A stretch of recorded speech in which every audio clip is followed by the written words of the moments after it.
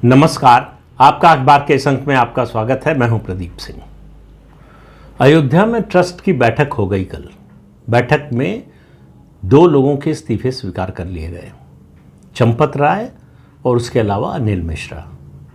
गोपाल राव चूँकि इनवाइटी थे इसलिए उनको हटा दिया गया, उनके इस्तीफा देने न देने का कोई मतलब नहीं था। वैसे भी जैसे ही इन लोगों ने इस्तीफा दिया, ट्रस्ट का जो संविधान है उसके मुताबिक इनका इस्तीफा स्वतः स्वीकृत माना जाएगा। तो ट्रस्टियों के सामने ये विकल्प नहीं था कि वो इस्तीफा स्वीकार करें या अस्वीकार करें। सवाल नियत का था, सवाल संदेश देने का था। तो इस बैठक से जो कुछ निकला उसका संदेश क्या गया? संदेश ये गया कि ट्रस्ट ने और उसके कर्ता धर्ताओं ने चंपत राय को बचाने की कोशिश की। तर्क दिया जाता है कि चंपत राय लंबे समय से राष्ट्रीय स्वयंसेवक संघ, विश्व हिंदू परिषद और अयोध्या आंदोलन से जुड़े हुए हैं, व्यक्तिगत रूप से ईमानदार हैं। उनकी ईमानदारी का क्या करें, अचार डालें।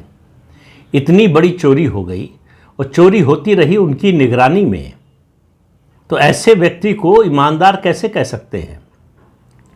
चोर सिर्फ वही नहीं होता जो चोरी का माल ले जाता है। चोर से बड़ा चोर वो होता है जो चोरी होने देता है, अपनी आंखों के सामने देखता रहता है और जो है आंखें फेरे रहता है। चंपत राय ने वही काम किया है। उन पर न केवल राष्ट्रीय स्वयंसेवक संघ ने बल्कि करोड़ों हिंदुओं ने विश्वास किया था। उन्होंने हिंदुओं की आस्था के साथ विश्वासघात किया है।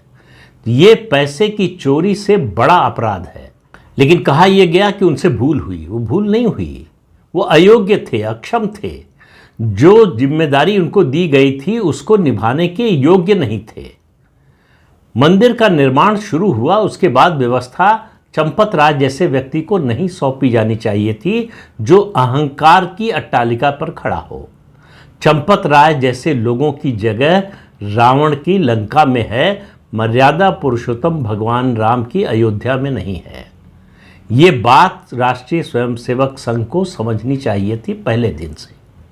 क्योंकि लंबे समय से उनसे उस संगठन से जुड़े हुए हैं तो उनको पता था कि उनका स्वभाव क्या है।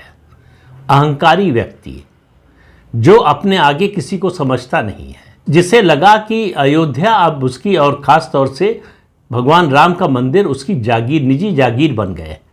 वो जैसे चाहेगा वैसे चलाएगा, जो नियम बनाएगा उसका पालन करना पड़ेगा, जो नियम बने हुए हैं उनको तोड़ेगा। ये सब अपराध किया है चंपत राय ने। मैं बार बार कहता हूं कि भूल की माफ़ी होती है लेकिन अपराध की सज़ा होती है।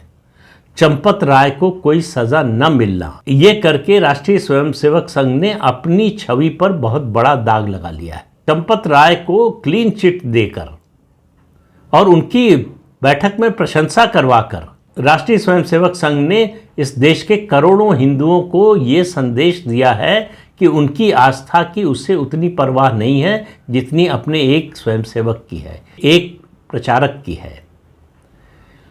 इतने बड़े आंदोलन और इतने बड़े समाज के सामने चंपत राय जैसे व्यक्ति की कोई हैसियत नहीं है। ये तो सौभाग्य है राष्ट्रीय स्वयंसेवक संघ का और भारतीय जनता पार्टी का कि भारतीय जनता पार्टी के विरोध में, संघ के विरोध में जो लोग हैं उनकी अपनी कोई क्रेडिबिलिटी नहीं है। कम से कम अयोध्या मुद्दे पर, राम मंदिर के मुद्दे पर तो उनकी कोई क्रेडिबिलिटी, कोई साख, कोई विश्वसनीयता है ही नहीं। इसलिए लोग नाराज़ भी होंगे तो उन लोगों के पास नहीं जाएंगे जो हर कदम पर भगवान राम के मंदिर का विरोध करते रहे हैं। और भूलिए मत, ज़्यादा पुरानी बात नहीं है। कांग्रेस पार्टी आज जो बोल रही है, याद कीजिए मंदिर का शिलान्यास का कार्यक्रम जिस दिन हो रहा था अयोध्या में, उस दिन संसद का सत्र चल रहा था।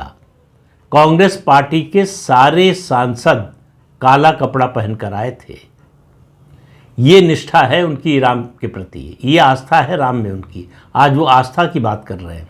ये कालनेमी हैं, ये भेष बदल कर आए हैं। इनको लग रहा है कि ये मौका है और ये मौका दिया है राष्ट्रीय स्वयंसेवक संघ ने और उसके पदाधिकारियों ने। जिस तरह से इस पूरे मुद्दे को हैंडल किया गया है, जिस तरह से चंपत राय का बचाव किया गया है, दरअसल इस समय चंपत राय, अनिल मिश्रा, गोपाल राव और जो बाकी लोगों जिनके खिलाफ FIR दर्ज हुई है उन सबको जेल में होना चाहिए था। चंपत राय जेल में अगर नहीं है तो ये नाकामी है राष्ट्रीय स्वयंसेवक संघ की, क्योंकि उनको बचाने वाला और कोई नहीं है, संघ है, संघ के पदाधिकारी हैं। क्यों बचा रहे हैं ये समझ से परे है। उनको लगता है कि अगर चंपत राय को जेल हो गई तो संगठन की बदनामी होगी, संगठन की छवि खराब होगी। अरे चंपत राय ने तो वो संगठन की छवि पर दाग पहले से लगा ही दिया है। उनको बचाकर आप उस दाग को और गहरा कर रहे हैं, और ये दाग इतनी आसानी से मिटने वाला नहीं है, क्योंकि हिंदू अपनी आस्था पर होने वाले प्रहार पर तुरंत कोई प्रतिक्रिया नहीं देता, लेकिन याद रखिए वो सैकड़ों साल तक भूलता नहीं है। जिन लोगों ने मंदिर की व्यवस्था का ये सारा जो है इंतज़ाम किया, उनको तो पता होना चाहिए था सनातन धर्म दुनिया का सबसे पुराना धर्म है और हमारे मंदिर हजारों साल पुराने हैं। मंदिरों में इन व्यवस्थाओं का एक तरीका था, एक प्रबंधन था, उसका उदाहरण हमारे सामने है। और आज के समय में भी आप चाहे जो है तिरुपति बालाजी की बात कीजिए या पद्मनाभ मंदिर जो केरल में है उसकी बात कीजिए, और उसके अलावा जो बड़े मंदिर हैं उनकी व्यवस्था देखते, उससे सीखते। पूरी दुनिया को दिखाया है भारतीय संस्कृति ने, सनातन संस्कृति ने, कि धार्मिक अधिष्ठानों का प्रबंधन कैसे किया जाता है, मंदिरों को कैसे चलाया जाता है, उनकी अर्थव्यवस्था को कैसे सुनियोजित किया जाता है। लेकिन उस सब से कोई सीख लेने की ज़रूरत नहीं समझी। इस अहंकार ने पूरे सनातन संस्कृति का अपमान किया है। अगर चंपत राय और अनिल मिश्रा को इसकी सज़ा नहीं मिलती है तो आप मान कर चलिए कि इसकी सज़ा एक न एक दिन संघ और विश्व हिंदू परिषद को मिलेगी। 500 साल से ज़्यादा समय हो गया जब बाबर ने मंदिर गिराकर मस्जिद बनवाई थी। हिंदू जो है भूले नहीं उसको। आज अगर मंदिर बना है तो इसीलिए हिंदू उस अपमान को, उस अत्याचार को भूले नहीं थे। भूल गए होते तो बात खत्म हो जाती, फिर कौन अयोध्या, कौन राम और कौन मंदिर। लेकिन हिंदुओं के मन में राम तब भी थे जब मंदिर तोड़कर वहां पर एक तथाकथित मस्जिद बनाई गई, और अब भी है और आगे भी रहेगा। राम से, भगवान राम के प्रति जो आस्था है, उससे बड़ी आस्था जो है किसी संगठन, किसी व्यक्ति के ऊपर नहीं हो सकती लोगों की। खासतौर से मैं सनातन धर्म के मानने वालों की बात कर रहा हूँ। तो अयोध्या में सोमवार को जो कुछ हुआ, ट्रस्ट की बैठक में जो कुछ हुआ, वो पूरे मामले को एक तरह से दबाने की, उसकी लीपापोती की कोशिश है।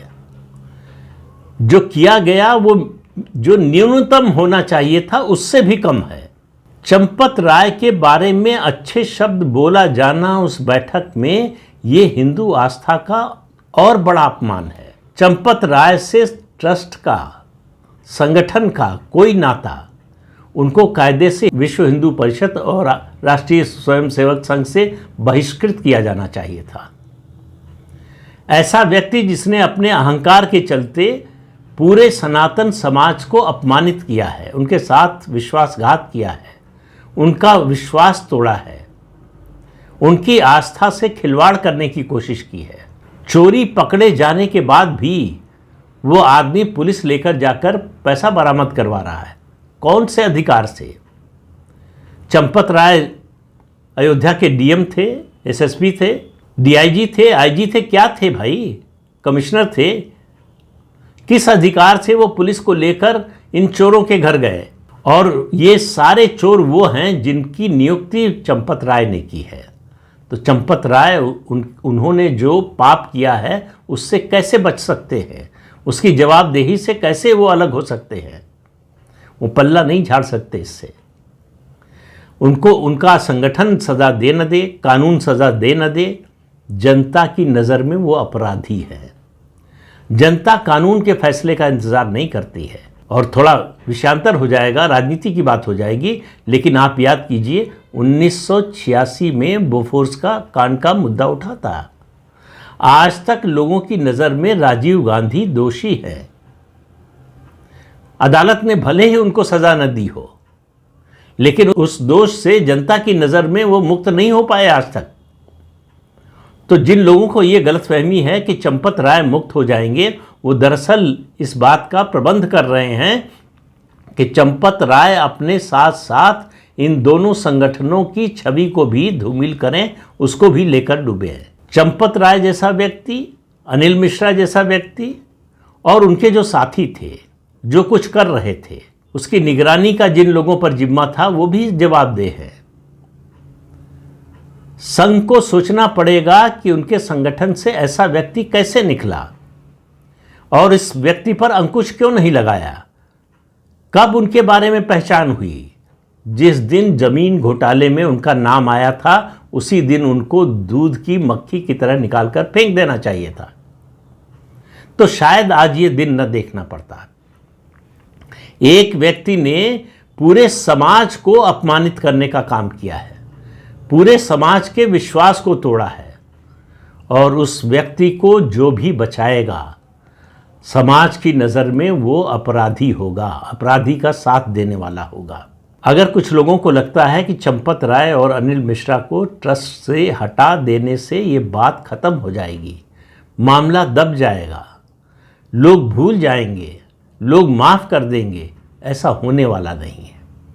अपराधी को जब तक सज़ा नहीं मिलती, लोगों को संतोष नहीं होता, और अपराधी को सज़ा मिलने का अभी तक संकेत नहीं मिला है।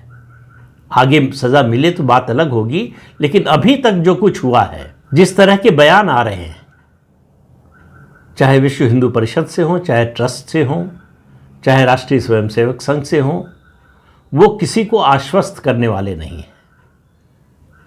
उनके बयानों से ज़रा भी नहीं लगता कि वो भले ही शब्दों का इस्तेमाल कर रहे हों कि आहत हैं, कहीं से आहत नहीं दिख रहे हैं। आहत व्यक्ति जिस तरह का व्यवहार करता है, आचरण करता है, वैसा आचरण दिखाई नहीं दे रहा है। और आप ये मानकर चलिए, आम जो भक्त है वो इन चीज़ों को बहुत अच्छी तरह से समझता है। फिर कह रहा हूँ, वो तुरंत प्रतिक्रिया नहीं देता, वो मन में बिठा लेता है और समय आने पर इसका जवाब देता है।